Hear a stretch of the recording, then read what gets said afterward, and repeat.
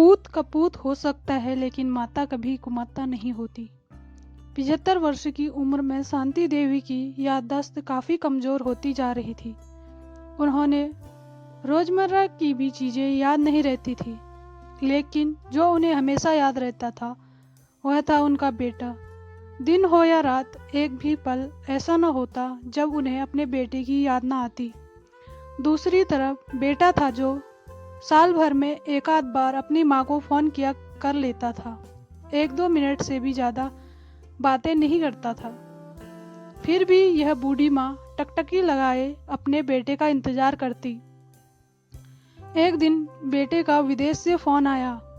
Hello hello, सुन रही हो ना माँ? अमित बोल रहा हूँ, तुम्हारा बेटा। कैसी हो माँ? माँ बोली, मैं ठीक हूँ। बेटा, तुम और बहू, मेरा पोता कैसा है? माँ ने पूछा। बेटे ने कहा, सब अच्छे हैं माँ। मैं अगले हफ्ते गांव आ रहा हूँ तुम्हें लेने के लिए। अब हम एक साथ ही रहेंगे लंदन में माँ। तुम्हारी बहू कह रही थी माँ को यहाँ लेकर आओ, बेचारी अकेली वहाँ परेशान होती होगी, बेटे ने कहा। माँ की बूढ़ी सूखी आंखें आंसुओं से भीग गई। उसको उसके कमजोर शरीर की नस नस में खुशी की लहर दौड़ गई। बेटे और बहू का अपने प्रति प्रेम देखकर माँ का मन खुशी से भर गया। बेटे ने आगे कहा, माँ तैयार रहना माँ, मुझे ज़्यादा दिन छुट्टी नहीं है। जिससे जितने पैसे लेने हैं लेकर रखना।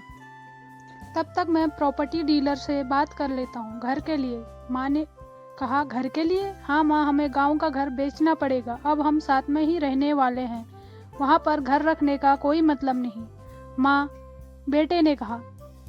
माँ की बूढ़ी सूखी आंसुओं से भीग गई। उसके कमजोर शरीर के नस नस में खुशी की लहर दौड़ गई। बेटे और बहू का अपने प्रति प्रेम देखकर माँ का मन खुशी से भर गया। बेटे ने कहा, माँ तैयार रहना, मैं ज़्यादा दिन की छुट्टी नहीं है, जिससे जितने पैसे लेने हैं लेकर रखना। तब तक मैं प्रॉपर्टी डीलर से बात करके आता हूँ। बुढ़ापे की वजह से ठीक से चलने में अक्षम माँ ने पूरे मोहल्ले में घूम घूम कर अपनी इस खुशखबरी को सबको सुनाया। सभी को खुशी हुई। सबको लगा कि माँ जी को आखिरी दिन में अपने परिवार के साथ खुशी से बीत जाएंगे। घर वापस आकर माँ ने अपने घर के कोने कोने को ऐसे देखा जैसे वह अपने दूसरे बेटे को देख रही हो। देखे भी तो क्यों ना देखे, उस घर में अपने बेटे से कम थोड़ी समझा था। वह पति के साथ 40 साल यहीं तो बिताए थे, लेकिन अब मजबूर थी बुढ़ापे में आखिरी साल बेटे और बहू के साथ बिताना चाहती थी। दिल पर पत्थर रखकर माँ ने घर बेचने के लिए तैयार हो गई और कहा, बेच दो। आनन फानन में बेटे ने घर को आधे दामों में बेच दिया। माँ ने ज़्यादा नहीं, लेकिन जिन चीज़ों से दिल लगा था उन चीज़ों को समेटा और बेटे के साथ टैक्सी में बैठकर एयरपोर्ट के लिए निकल गई।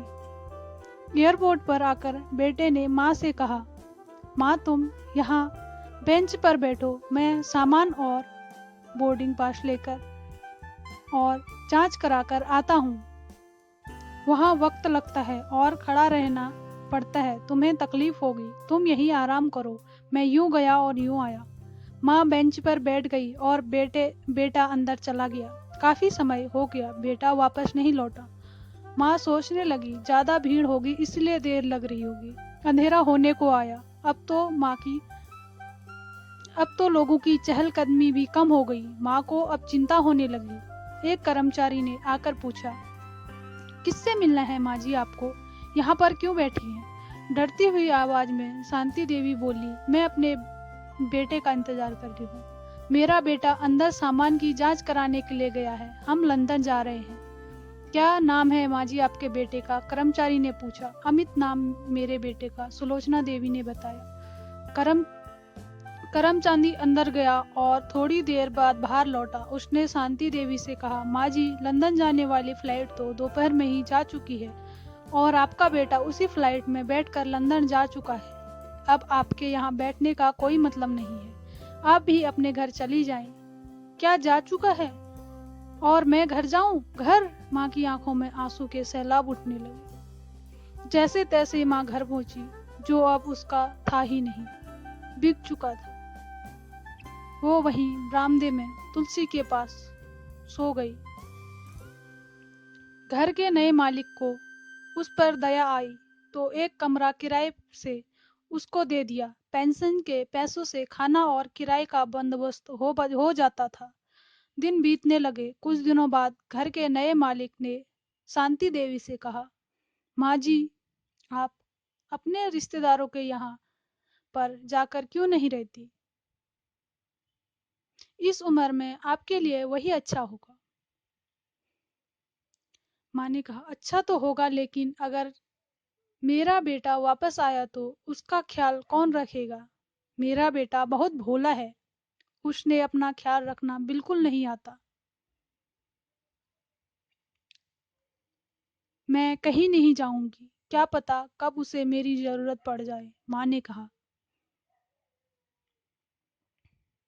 सच ही कहा है दोस्तों किसी ने कि पूत कपूत हो सकता है, लेकिन माता कभी कुमाता नहीं हो सकती। तो कैसी लगी आपको आज की ये स्टोरी? मुझे कमेंट करके ज़रूर बताइए। मिलते हैं अपनी अगली स्टोरी में। अभी तक आपने मेरे चैनल को सब्सक्राइब नहीं किया है तो प्लीज़ सब्सक्राइब कर दीजिए और बेल आइकन को ऑन कर दीजिए।